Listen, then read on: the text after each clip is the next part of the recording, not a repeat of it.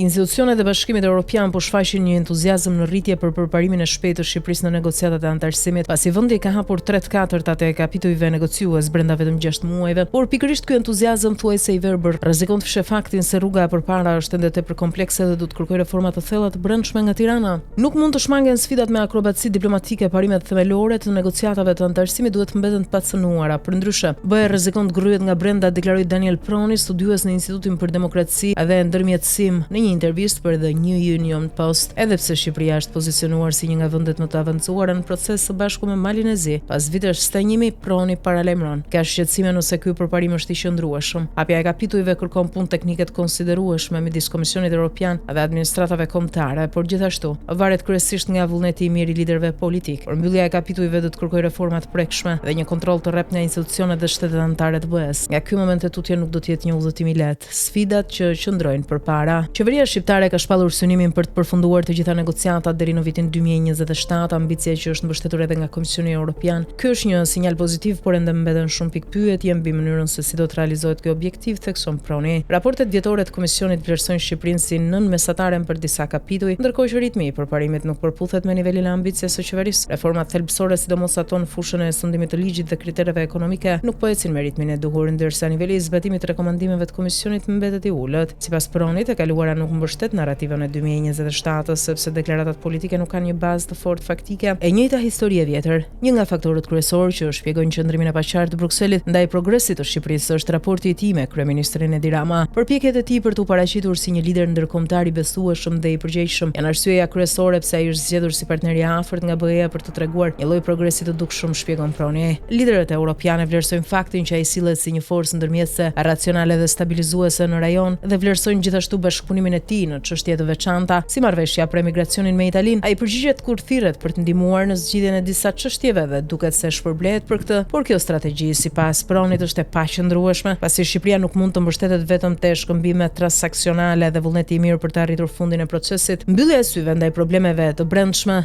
si korrupsioni dhe sundimi i ligjit për të siguruar një partner të qëndrueshëm në Ballkanin Perëndimor, nuk është risi për liderët e BE-s. Ajo që ka bërë më shumë kryeministri Rama është gjetja e një stili të vet në këtë rol, duke shtuar element spektakli, show dhe argëtimi që e bëjnë të duket më i pranueshëm. Por edhe kjo qasje sipas Pronit ka një afat skadence. Nuk besoj se Shqipëria mund të antarësohet në BE me këtë qasje, thot ai, duke shtuar se as për vetë BE nuk është e shëndetshme të ndjek një mentalitet të shtyrjes së problemeve deri në fund procesit të antarësimit. Aplikimi i Shqipërisë për antarësim në BE u bë në prill 2009. Statusi i vendit kandidat u dha në qershor 2014. Në prill 2018 Komisioni Evropian rekomandoi hapjen e negociatave me Tiranën në kuadër të qasjes përbashkët me Maqedoninë e Veriut, që nuk kuptonte përparim paralel të dy vendeve ose bllokim të përbashkët. Për shkak të krizës mes Maqedonisë së Veriut dhe Bullgarisë dhe rruga e Shqipërisë u bllokua deri më 19 korrik 2022, kur u mbajtën konferencat e para të antarësimit në Bruksel. Më 25 shtator 2024 Këshilli vlerësoi pozitivisht përmbushjen e kushteve të Shqipërisë për hapjen e grupit të parë të kapitujve.